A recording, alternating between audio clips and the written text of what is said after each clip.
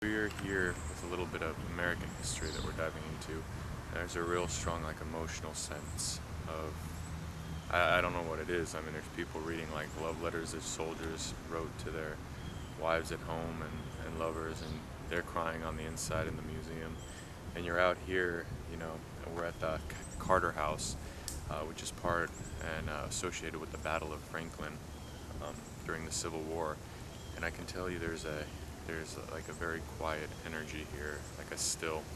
And who knows if it's something from the past or what happened then, or if it's maybe all that energy that's crying and dying from what we're doing to the United States now, and how we're kind of giving up and leaving behind what everybody else died for during the Civil War. We're walking up to the Carter House, and man, I'm sorry, I barely talk. I don't know what it is, but there's a weird emotional sense here, and it's hard to express. It's just very sad. There's two cannons here that were used at the Battle of Franklin, and then as Amy pans over to the left, you're going to actually see the Carter House.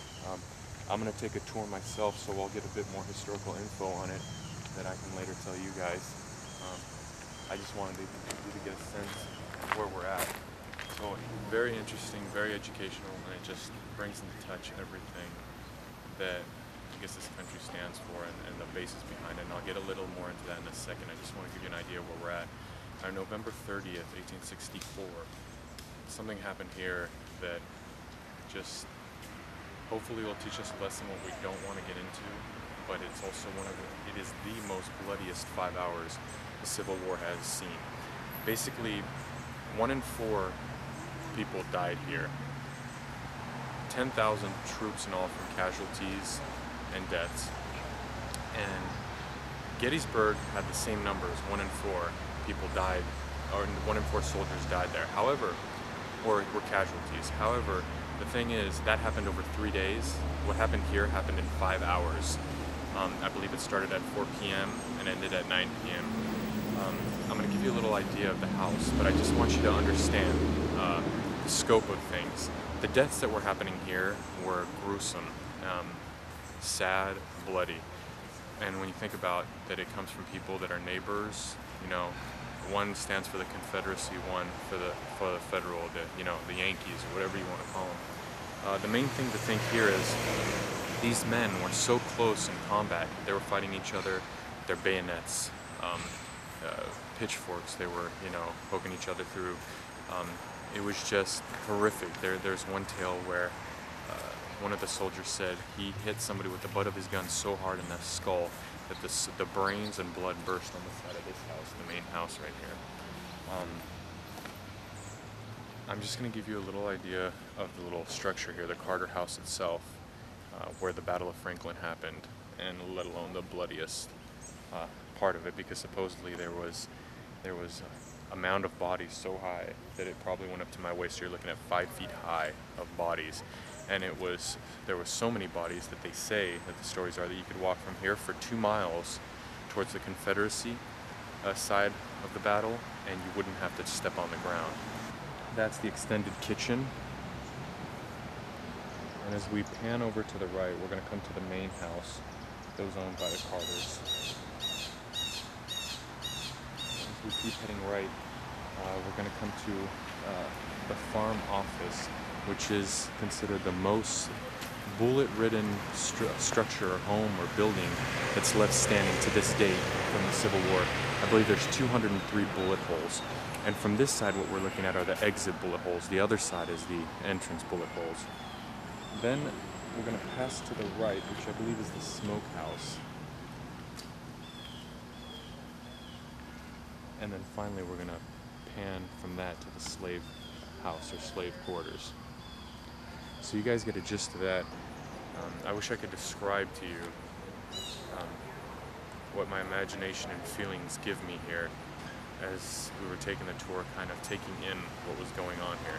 Because these aren't little 22 shots. These aren't little, 7.62, even though that's a good shot. These are 60 caliber bullets, some of them, that are firing. These are cannons that are firing iron shrapnel, where the blasts are so big, packed with 2 pounds of gunfire, that you don't even have to be directly hit by the blast to suffer a heart attack, go into cardiac arrest. You know, there was cases where men walked out of the trenches that didn't get hit by the cannon fire.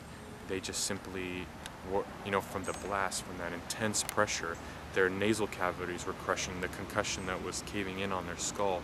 You know, there was blood coming from their ears, eyes, and nose. That's the kind of stuff that was going on here. We're at the plantation, so it's called the Cantor Plantation. This was used as a hospital after the Battle of Franklin. You know, massive rooms, the ceilings are 14 feet high, and just a beautiful inside, but supposedly there was just wall-to-wall injured in there. We saw, you know, there's blood stains all over the floor still that you can see. The soldiers were buried on the spot, kind of right next to where they died. And then sometime after that, because the graves were shallow and everything, they were taken here and reburied. All the soldiers were put here in order from states, and it has on it how many were lost from each state. You have Missouri 130. Tennessee back there had what, 230? See it all right here. And if you folks take a quick notice, you have a Masonic sign here. We're summing up our trip here at the Battle of Franklin. We're at Fort Granger, and this was what they call an earthwork fortification. As Amy can pan around from the left and go around to the right, the Union put this up in their kind of response after the Confederacy captured Middle Tennessee. They built this whole area up, you know, so they had a higher vantage point. I think how relevant this is to today and in America today is we're coming under almost the same conditions that were happening then. Or we could say economically, there's a lot of economic issues. And I think our government and those people that run everything at the top are very aware of what could happen, whether it could be another civil war occurring.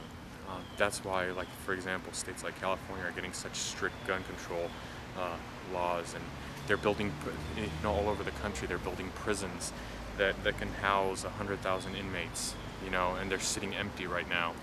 Or, you know, the police and SWAT teams and stuff are, you know, in training how to deal with riots and controlling crowds. And we have crowd control weapons that they use that blast sound waves that heat your body up to, you know, anything else you can imagine, that control that's being done. And I think that's part of the government's effort to, when something does break out, and I think they're aware that something will break out, they can hopefully put the fire out quick. I don't think that's going to ever happen because, I mean, you have great examples like this, and when you, just follow me this way, and you get away. I think when you get the understanding that this happened once, and it was basically brother versus brother, because, I mean, at the end of the day, they were all Americans, and they killed each other so bloody because of something they believed in. I don't see why it couldn't happen again. I don't know, to me, it's very painful. There is that saddened energy here of everything that happened and the people that lost their lives.